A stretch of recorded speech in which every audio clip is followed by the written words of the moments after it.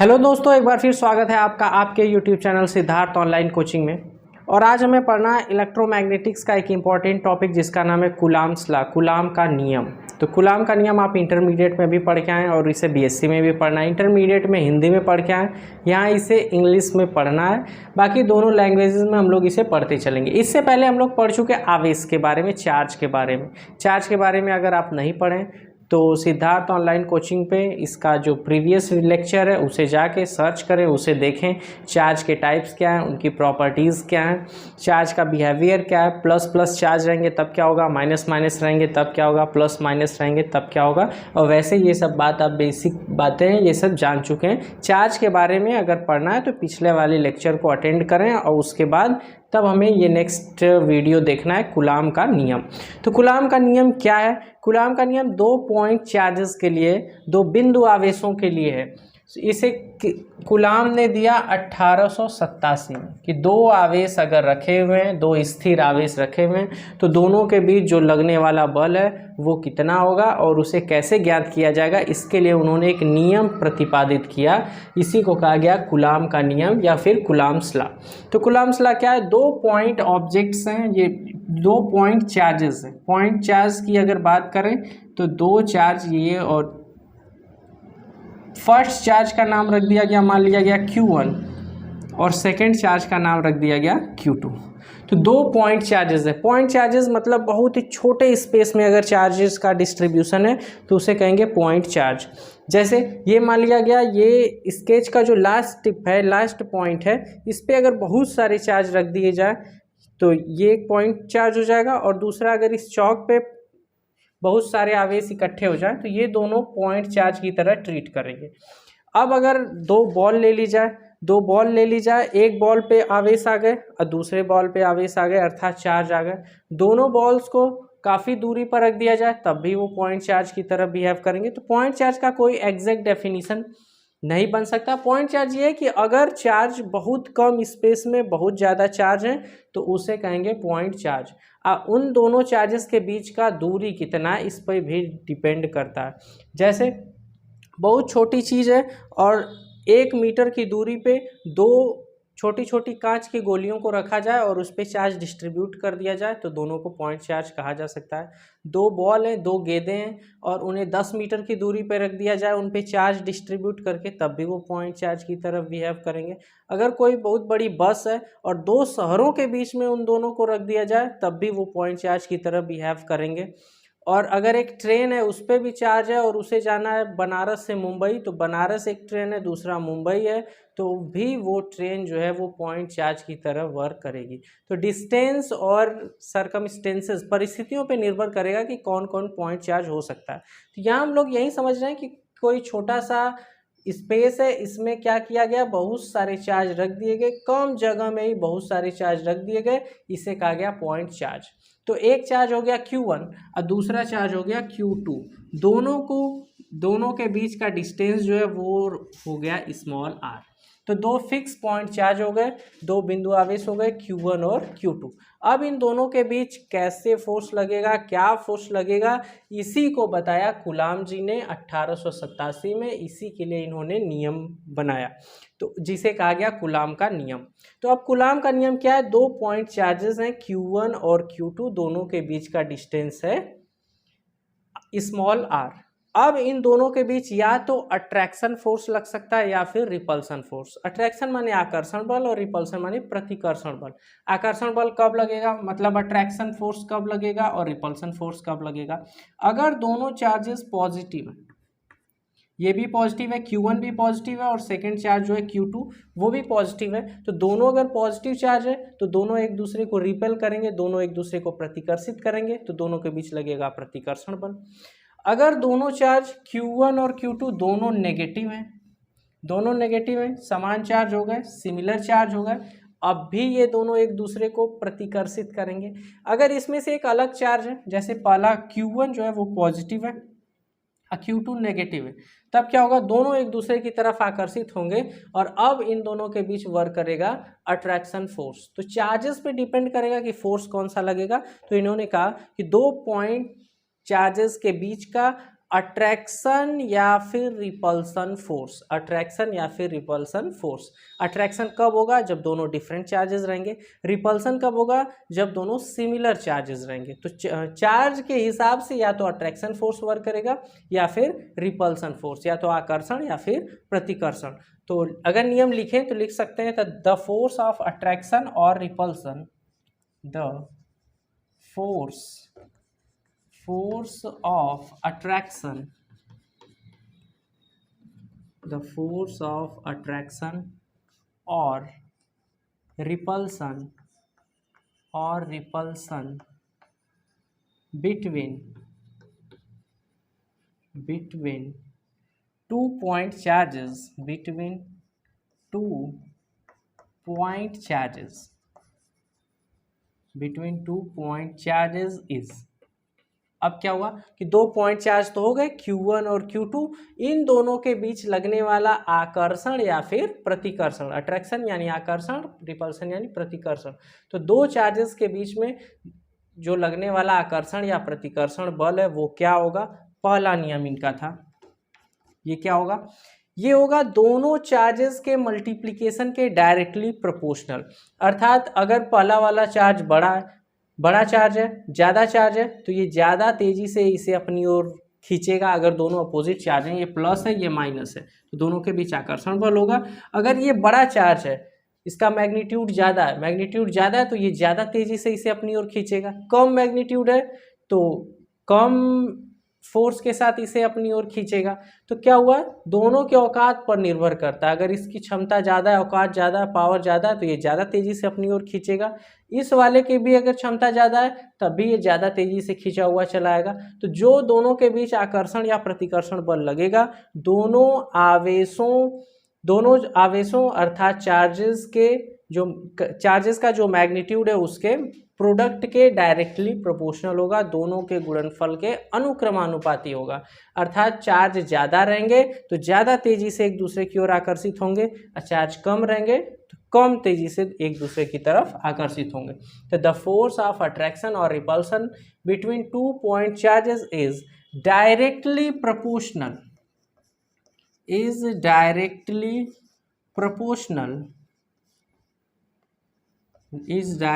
proportional to the multiplication या फिर product लिख दें, directly proportional to the product of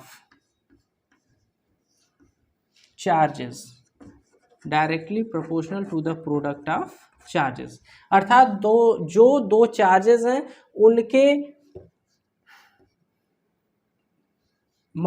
उनके प्रोडक्ट के डायरेक्टली प्रोपोर्शनल है। तो F जो फोर्स लग रहा है वो क्या है? Q1 और Q2, दो चार्जेस Q1 और Q2 हैं, इनके प्रोडक्ट के ये हो गया डायरेक्टली प्रोपोर्शनल। अगर पहला चार्ज ज़्यादा है तब भी फोर्स ज़्यादा लगेगा उस पर, अगर दूसरा चार्ज ज़्यादा है तब भी फोर्स ज़्यादा लगेगा। तो दोनों चार्जेस पे फोर्स लगेगा। अगर चार्ज की वैल्यू ज़्यादा है, Q1 की वैल्यू ज़्यादा है तब भी इस पर ज़्यादा फोर्स लगेगा, Q2 की वैल्यू ज़्यादा है तब भी इस पर ज़्यादा फोर्स लगेगा। तो एक नियम तो ये हो गया कि दोनों चार्जेस के बीच लगने वाला जो अट्रैक्शन या फिर रिपल्सन फोर्स है वो दोनों चार्जेस के मैग्नीट्यूड के प्रोडक्ट के डायरेक्टली प्रोपोर्शनल है। अर्थात ज़्यादा चार्ज रहेगा तो ज़्यादा बल लगेगा, कम चार्ज रहेगा तो कम बल लगेगा। ये हो गया। दूसरा, अब इनके बीच की दूरी पे क्या इफेक्ट पड़ेगा? जैसे मान लिया गया कोई एक मैग्नेट यहाँ है, चुंबक, ये हो गया मैग्नेट की तरह ही ये चार्ज भी बिहेव करेगा। मैग्नेट को हम लोग देख सकते हैं इस प्रकार से। तो मैग्नेट रख दिया गया, यहाँ कोई हल्की चीज रख दी गई, ब्लेड मान लिया गया, ब्लेड रख दिया गया,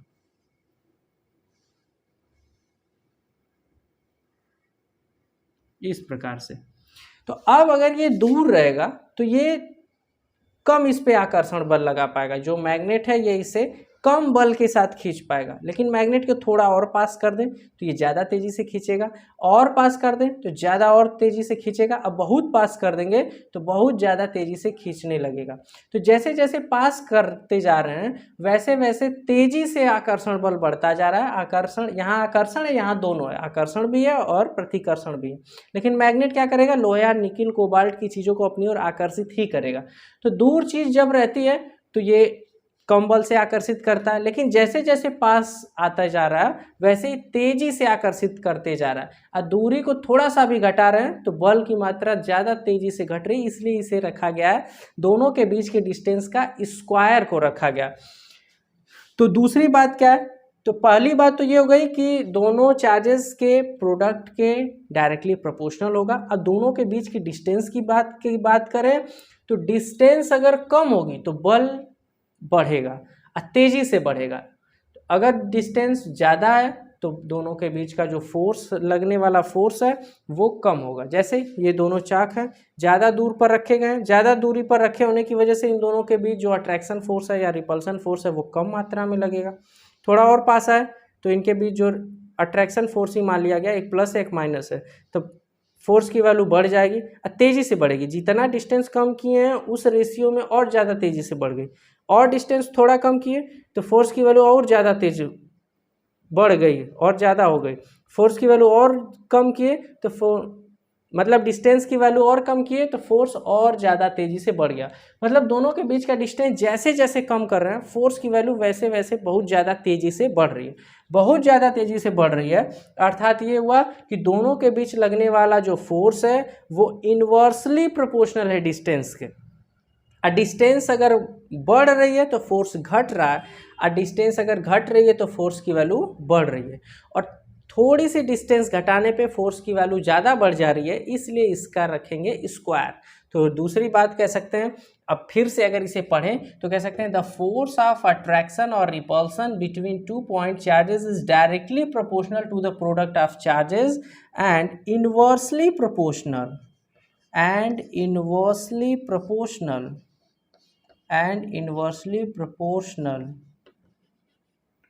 to the square of distance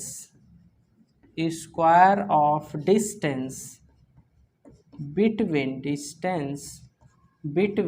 किसके, चार्जेस के, between charges, square of distance between charges. तो एफ वाई इन्वर्सली प्रोपोर्शनल मतलब 1/, और आर स्क्वायर। तो क्या हुआ, inversely proportional to the square of distance between charges. जैसे जैसे चार्जेस के बीच का डिस्टेंस कम करेंगे वैसे वैसे फोर्स की वैल्यू बहुत ज़्यादा तेज़ी से बढ़ेगी। तो अगर चार्ज का जो क्वांटिटी है, चार्ज की जो मात्रा है, चार्ज अगर ज़्यादा बढ़ा है तो ज़्यादा तेज़ी से अट्रैक्ट होगा या रिपेल करेगा, दोनों चार्जेस के प्रोडक्ट के डायरेक्टली प्रोपोर्शनल हो गया। और दोनों के बीच की दूरी अगर कम है तो ज़्यादा फोर्स लगेगा, और दूरी अगर ज़्यादा है तो कम फोर्स लगेगा।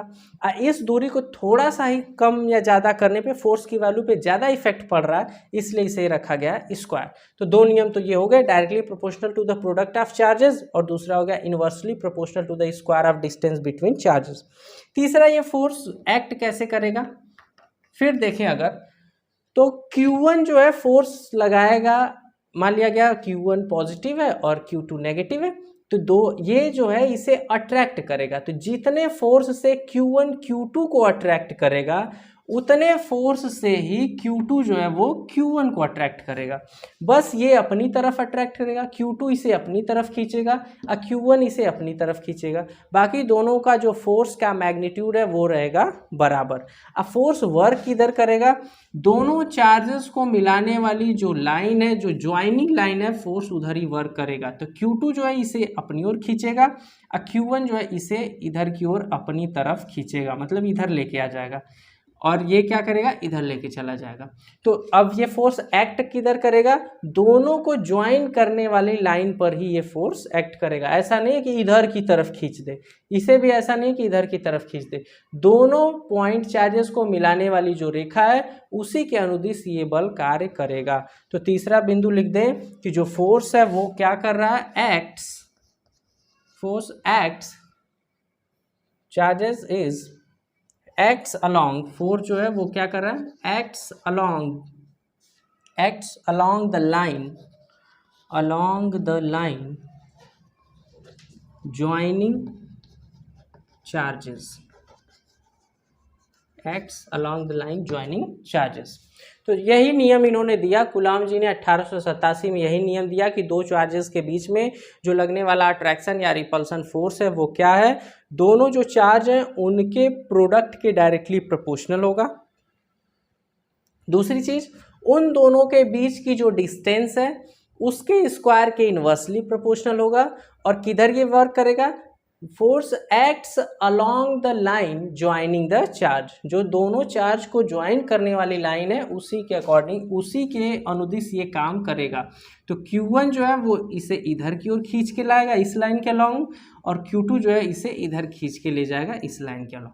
तो इतनी सी बात थी। इन सबको अब F वाले फर्स्ट इक्वेशन को F प्रोपोर्शनल Q1 Q2 को मान लिया गया इक्वेशन नंबर 1, और F प्रोपोर्शनल या इन्वर्सली प्रोपोर्शनल 1/r² जो है वो उसे बना लिया गया इक्वेशन नंबर 2।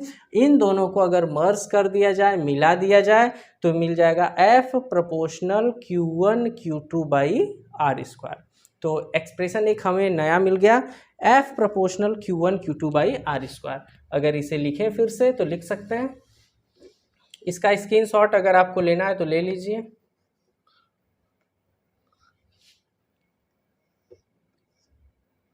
उसके बाद इसे मिटाया जाए।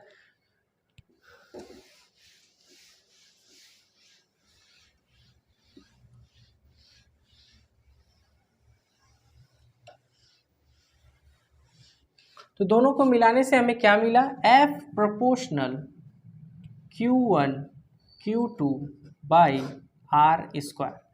तो फर्स्ट नियम से था कि दोनों चार्जेस के प्रोडक्ट के डायरेक्टली प्रोपोर्शनल होगा, और दूसरे वाले था कि दोनों चार्जेस के बीच के डिस्टेंस के स्क्वायर के इन्वर्सली प्रोपोर्शनल होगा। तो इन्वर्सली प्रोपोर्शनल था तो 1/r² था, दोनों को मर्ज कर दिए। F अब प्रोपोर्शनल का अगर साइन हटाते हैं तो इसकी जगह लिखना पड़ेगा कोई कांस्टेंट। तो एक कांस्टेंट लिख दिए K Q1 Q2/r²। इस K को कहा जाएगा इलेक्ट्रोस्टैटिक फोर्स कांस्टेंट। इसे कहा जाएगा electrostatic force constant. Electrostatic force constant for medium. Electrostatic force constant for medium. इसके अगर वैल्यू की बात करें, K = लिखा जा सकता है 1/4πε। अगर यहाँ से एप्सिलॉन की बात करें, ये जो E जैसा लिखा है इसे पढ़ा जाएगा एप्सिलॉन, और इस एप्सिलॉन को कहेंगे परमिटिविटी ऑफ मीडियम। इस एप्सिलॉन को कहा जाएगा परमिटिविटी ऑफ मीडियम।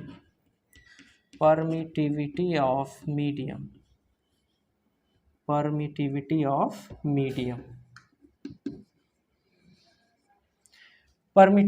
मीडियम हो गया ये। अब परमिटिविटी ऑफ मीडियम हो गया। अब मीडियम में ना हो के अगर ये फ्री स्पेस में हो तो इसकी जगह लिखा जाएगा एप्सिलॉन नॉट। तो अगर ये फ्री स्पेस या फिर वैक्यूम में हो तो E की जगह रखेंगे एप्सिलॉन नॉट, और इसकी वैल्यू तब के लिए होती है 9 × 10⁹ तो अब एक चीज़ और देखें, E की वैल्यू होगी क्या। अगर E की वैल्यू की बात करें तो E = जो होता है होता है E0 × ER। तो E = जो लिखा जा सकता है, E = क्या वैल्यू होती है, E0 × ER। पूरा बता रहे हैं डिटेल में कि ये होता क्या है और कहाँ से आया, पूरी जानकारी। तो E0 या फिर इसे कहें एप्सिलॉन नॉट, इसे क्या कहा जाएगा, एप्सिलॉन नॉट। एप्सिलॉन नॉट में एप्सिलॉन तो एप्सिलॉन है, नॉट जो है NOT नॉट नहीं है, ये NAUGST नॉट। तो ये हो गया एप्सिलॉन नॉट। एप्सिलॉन नॉट क्या है, absolute permittivity of free space. It is the absolute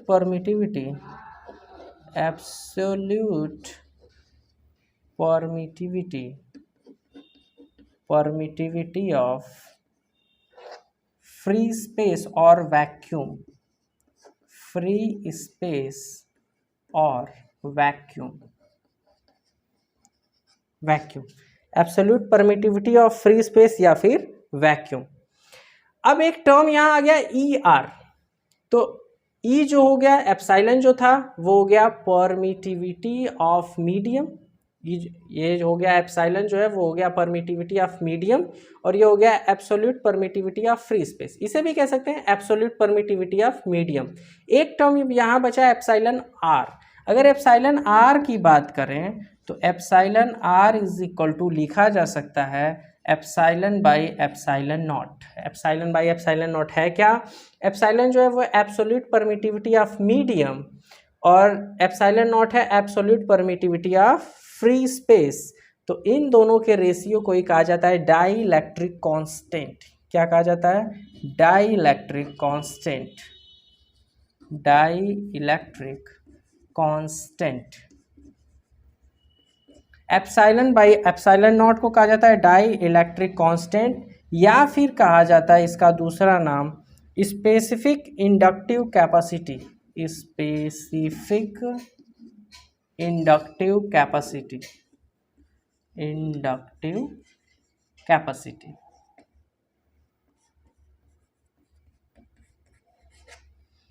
specific inductive capacity या फिर डाइलेक्ट्रिक कांस्टेंट एप्साइलन, और इसकी वैल्यू क्या हो गई? ये हो गया एप्साइलन बाई एप्साइलन नॉट। दोनों की एब्सोल्यूट परमिटिविटी ऑफ मीडियम और absolute permittivity of free space, दोनों के रेशियो को कहा जाता है स्पेसिफिक इंडक्टिव कैपेसिटी या फिर डाइलेक्ट्रिक कांस्टेंट। एक नंबर का ये भी बार बार पूछा जाने वाला सवाल है कि डाइलेक्ट्रिक कांस्टेंट क्या है। अब उसके बाद यहाँ पे आ गया एप्साइलन, और अगर ये एब्सोल्यूट परमिटिविटी ऑफ मीडियम है, अगर दोनों चार्जेस को, जो दो चार्ज यहाँ बनाए गए थे Q1 और Q2, Q1 और Q2, Q1 और Q2 दो चार्ज थे, दोनों के बीच का डिस्टेंस था स्मॉल r। इन दोनों को अगर वैक्यूम फ्री स्पेस या एयर में रख दिया जाए तो यहाँ पे लिखा जा सकता है एप्साइलन नॉट। क्या लिखा जा सकता है? एप्साइलन की जगह लिखा जा सकता है एप्साइलन नॉट। तो यही कर रहे हैं, बाकी ये बातें समझाने के लिए थी। आप चाहें तो इसे नोट कर लें और नहीं चाहें तो नोट न करें। बाकी हम क्या करेंगे, अब मीडियम के लिए था तो इसे लिखा गया एप्साइलन, और मीडियम अगर एयर है या फिर फ्री स्पेस है या फिर वैक्यूम है, अर्थात ये मान लिया गया कि जो दो चार्जेस हैं उन्हें फ्री स्पेस में, वैक्यूम में रख दिया गया, एयर में रख दिया गया, तो यहाँ लिखा जाएगा एप्साइलन नॉट। तो लिख दे रहे हैं, यहाँ पे लिखें एप्साइलन नॉट।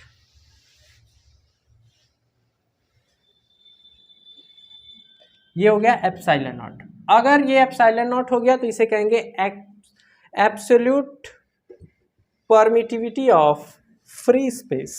अब ये क्या हो गया जाएगा? Absolute permittivity of free space. Absolute permittivity of free space. अब जब k की वैल्यू 1/4 पाई एप्साइलन नॉट, तो जो k है वो क्या हो जाएगा? Electrostatic force constant for free space, क्योंकि जो सिस्टम है, जो दोनों चार्जेस हैं उन्हें फ्री स्पेस में रख दिया गया।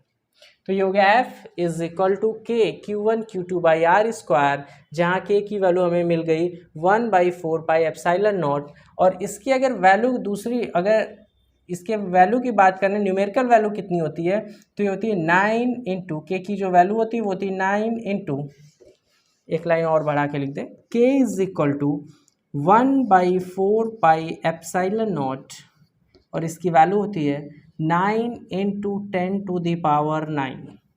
9 into 10 to the power 9। K की जो वैल्यू होती है वो होती है 9 इंटू 10 टू द पावर 9। इस k की अगर यूनिट की बात करें, इसके मात्रक की बात करें, तो k की वैल्यू का जो मात्रक होगा f is equal to k Q1 Q2 by R square. k को अपनी जगह रखें, k को अपनी जगह रखें, इधर था f हो गया, फिर आर स्क्वायर इधर डिवीजन में था, इधर जाएगा तो मल्टीप्लीकेशन में, ये हो गया आर स्क्वायर, ये हो गया R square, F into R square. फिर Q1 Q2 दोनों मल्टीप्लिकेशन में था तो इधर आएगा तो अपॉन में आएगा Q1 Q2। अब F मतलब है फोर्स। फोर्स का जो यूनिट होता है वो होता है न्यूटन। फोर्स का यूनिट हो गया न्यूटन।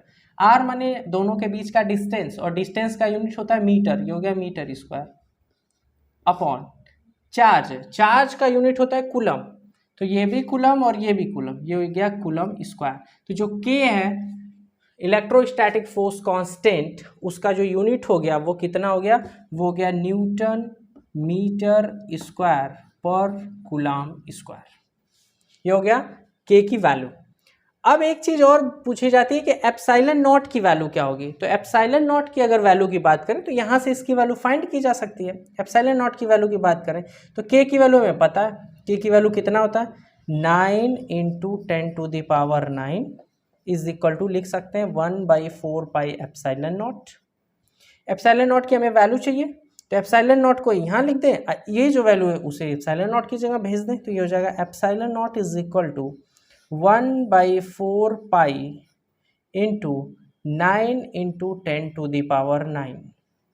9 इंटू 10⁹, और पाई की वैल्यू होती है 3.14, पाई की वैल्यू रख दिए 3.14।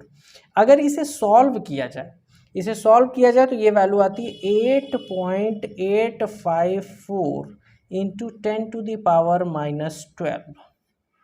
तो ये हो गया 8.854 इंटू 10⁻⁻12।